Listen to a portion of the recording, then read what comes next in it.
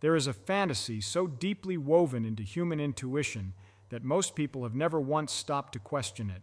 The idea that when you close your eyes and the world dissolves, something essential about you, something immaterial and weightless, slips free from the biological cage of your body and wanders outward into dimensions unseen. It is a beautiful story. It is also completely, mechanically, and mathematically wrong. Let us be precise about what is actually happening inside that skull of yours the moment you fall asleep, because the truth is not a disappointment. It is something far more unsettling, far more magnificent, and far more worthy of genuine awe than any ghost story humanity has ever told itself. Your consciousness is not a vapor. It is not a signal that can be unplugged from its hardware and transmitted elsewhere. It is a violently active, energy-consuming biochemical engine, and it is permanently, inescapably locked inside approximately 3 pounds of soft organic tissue suspended in a dark, sealed, bony vault. That vault is your skull. And no dream, no matter how vast, no matter how luminous, no matter how physically convincing it feels from the inside, has ever caused a single atom of that machinery to drift 1 nanometer beyond its calcium walls. To understand why, consider an analogy that the physics demands we take seriously. Imagine a supercomputer of breathtaking computational power, the most sophisticated information processing machine ever constructed, buried miles underground inside a perfectly sealed vault of titanium. During the day, this machine receives massive, continuous data streams from thousands of sensors distributed across the surface of the Earth. It processes light data, acoustic data, gravitational readings, chemical information. It builds a rich, dynamic model of external physical reality. Then night arrives, and every single one of those external data cables is physically severed. The sensors go dark. The machine is now completely hermetically isolated from the outside universe. Does the machine stop computing? No. It begins running on its internal electrical reserves, and because it is a sufficiently complex system, it begins generating simulations from stored internal data. It renders landscapes. It constructs weather patterns. It populates its own virtual environment with simulated beings and fabricated light. From inside that simulation, if you were a process running within it, you would perceive a fully realized physical world. You would feel wind. You would see stars. You might even feel yourself moving at tremendous speed across a simulated cosmos. But the machine itself is sitting perfectly still, miles underground, in absolute darkness, consuming its own stored energy. That machine is your brain during sleep, and this is not a loose metaphor. This is a description of the literal physical mechanism operating inside your skull right now every time you dream. Here is the first profound physical truth that dismantles the wandering consciousness fantasy completely. Thermodynamics does not negotiate, and it does not make exceptions for human romanticism. Generating conscious experience requires energy, not metaphorical energy, not spiritual energy, but real, measurable, quantifiable chemical energy in the form of glucose and oxygen reacting through cellular respiration within approximately 86 billion neurons. The human brain, though it accounts for only about 2% of your body mass, consumes roughly 20% of your total caloric energy budget at rest. When you are dreaming, neural activity in certain regions actually intensifies. The metabolic demand does not decrease. If anything, the energy expenditure of vivid REM dreaming is comparable to periods of focused waking cognition. Now apply the conservation of energy to the romantic idea of a soul leaving the body. A wandering consciousness, by definition, would possess no physical mass, generate no measurable metabolic activity within the biological brain, and consume no glucose in the sleeping body. It would be producing experience, constructing geometry, navigating space, processing information, all of it without drawing on any physical energy source whatsoever. This is not a philosophical objection.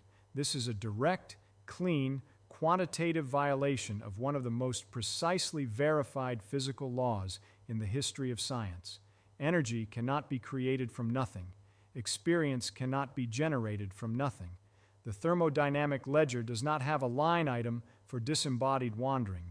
Every vivid dream landscape you have ever walked through was paid for, precisely and mechanically, in blood sugar and oxygen, burning inside the physical structure of your brain. There is no currency other than chemistry. There is no alternative economy available to consciousness. The second profound physical truth concerns what the brain is actually doing when it severs its connection to the external world, and what this severing reveals about the nature of perceived space itself. Deep within the center of your brain sits a structure called the thalamus. Under normal waking conditions, the thalamus functions as the primary relay station for sensory information, routing signals from your eyes, your ears, your skin, your proprioceptive system into the appropriate cortical regions for processing. But during the transition into REM sleep, the thalamus undergoes a dramatic mechanical shift. It actively suppresses the relay of external sensory data. Simultaneously, the brainstem issues motor inhibition commands that effectively paralyze your voluntary musculature. You are sealed inside yourself. The external universe has been physically disconnected at the hardware level. What happens to a brain deprived of external physical input but still generating massive internal electrical activity? It does not go quiet. It begins constructing its own space-time. The hippocampus, the entorhinal cortex, the grid cells and place cells of your spatial navigation system. These structures do not shut down during dreaming. They fire. They generate coordinates.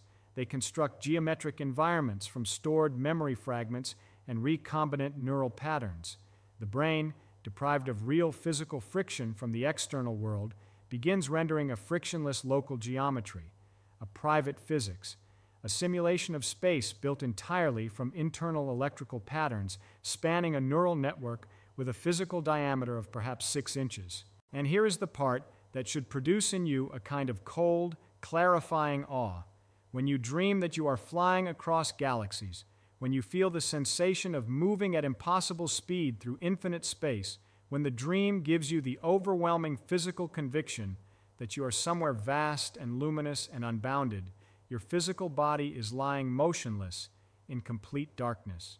Your spatial navigation neurons are firing in a wet, warm, closed volume, smaller than a grapefruit. The sensation of flying across the universe is a stationary mathematical illusion. The infinite space you are traversing exists as a pattern of electrochemical gradients within a few cubic inches of organic tissue.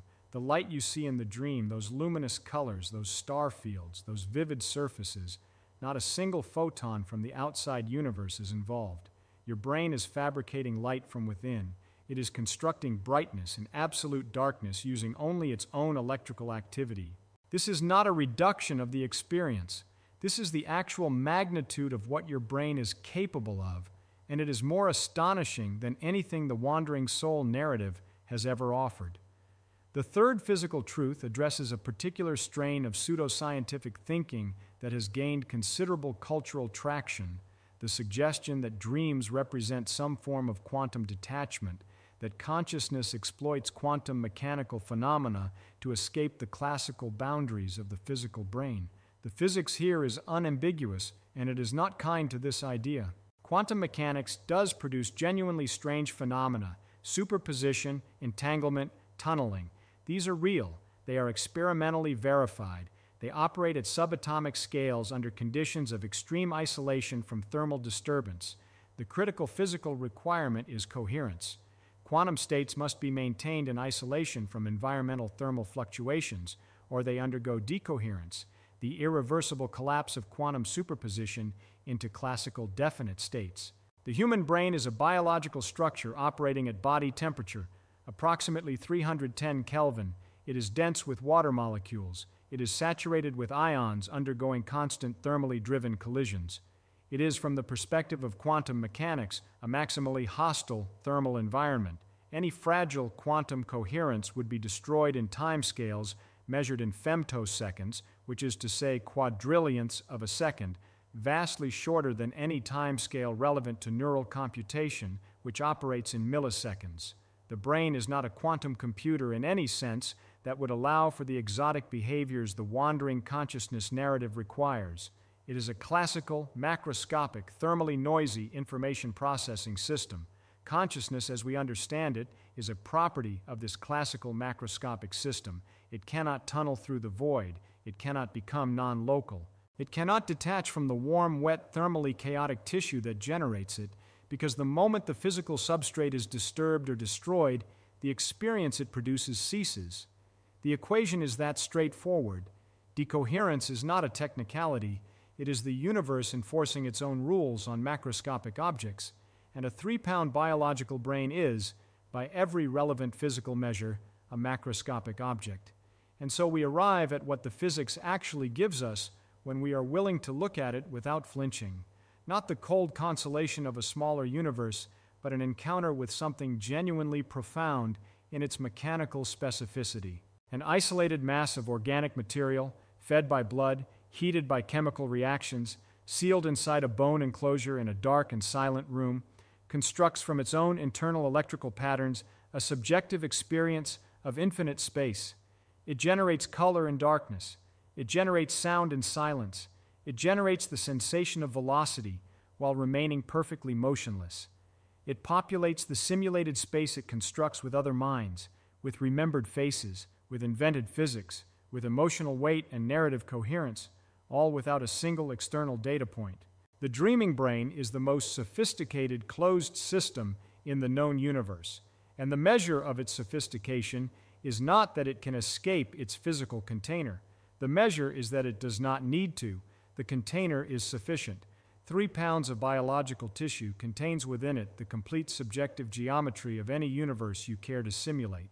The wandering ghost story asks you to find wonder in the idea that something leaves.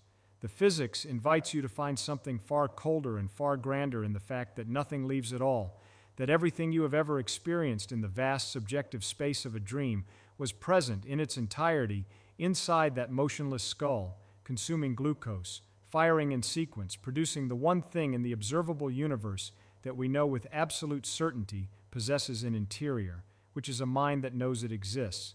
That is not a smaller wonder. That is the only wonder that is actually real.